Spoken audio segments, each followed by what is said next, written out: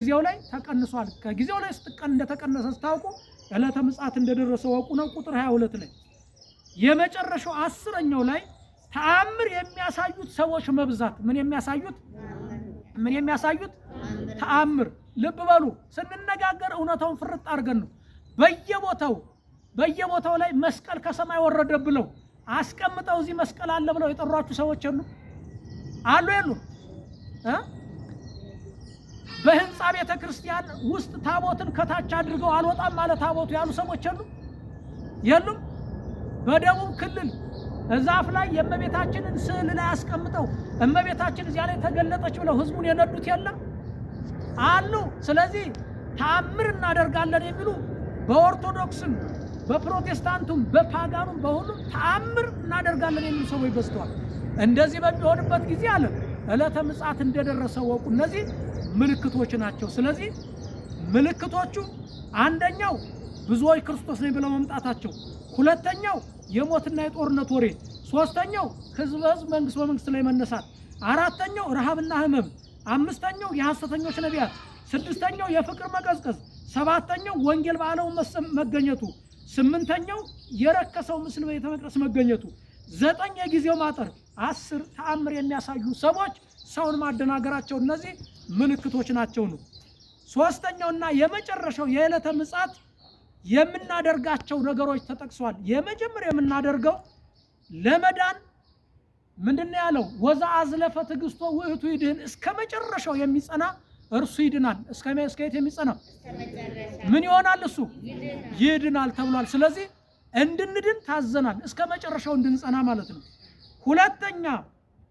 ሁለተኛ ስደታችሁ በክረምትና በሰንበት እንዳይሆን ጸልዩ ተብሏል። መቼና መቼ?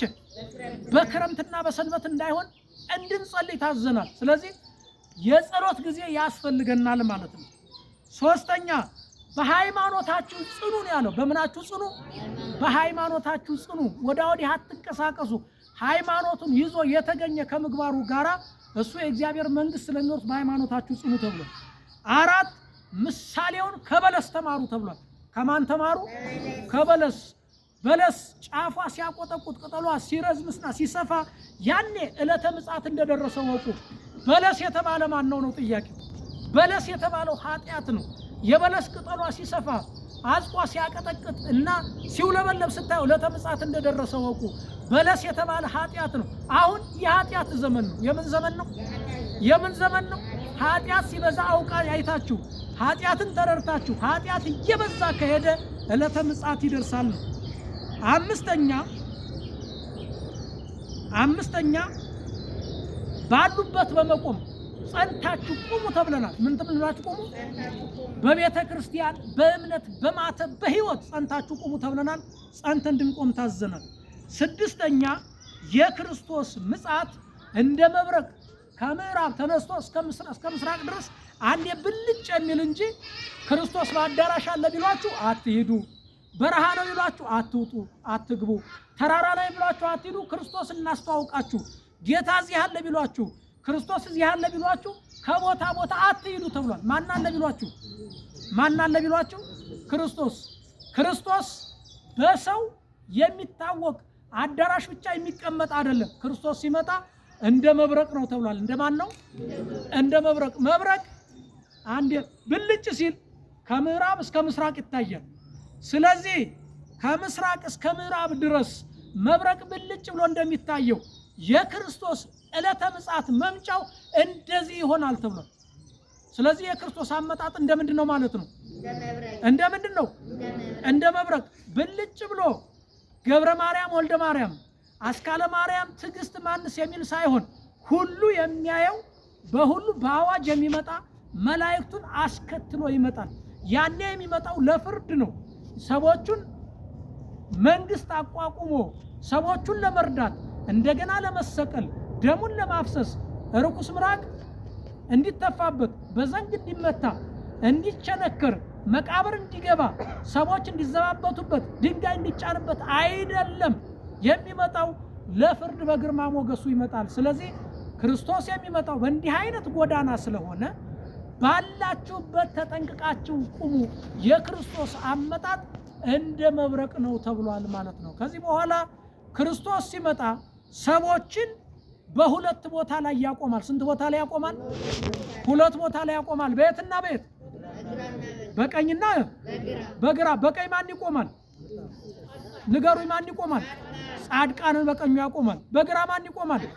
ኃጥአንን ያቆማል። የጻድቃን ስማቸው አንድ ነው። ምን የሚል? ቡሩካን የሚል ስም አላቸው። ማን የሚል? ማን የሚል? የኃጥአን ስም አንድ ነው። ርጉማን የሚል ነው። ማን የሚል? ቡሩካንና ርጉማን ተብለው በቀኝ የቆሙት ጻድቃን ቡሩካን፣ በግራ የቆሙት ኃጥአን ርጉማን ተብለው በእግዚአብሔር ቀኝና ግራ እንቆማለን። ስለዚህ በቀኝ የመቆም ወይንም በግራ የመቆም ኃላፊነቱ ምርጫው የራሳችን ነው። የማን ነው? የኛ ነው። የሰው ገንዘብ ስዘርፍ፣ በአንደበት ሐሰት ስንናገር፣ ክፉ ስናደርግ ከተገኘን በቀኝ በግራ እንቆማለን። ሰንበትን አክብረን እንግዳ ተቀብለን ወንጌል ተምረን በስጋ ወደሙ ከብረን ከጠበቅነው በቀኝ እንቆማለን። ስማችን ቡሩካን ይሆናል። ስለዚህ ክርስቶስ ሲመጣ እንደ መብረቅ ነውና ከምስራቅ እስከ ምዕራብ ይታያል።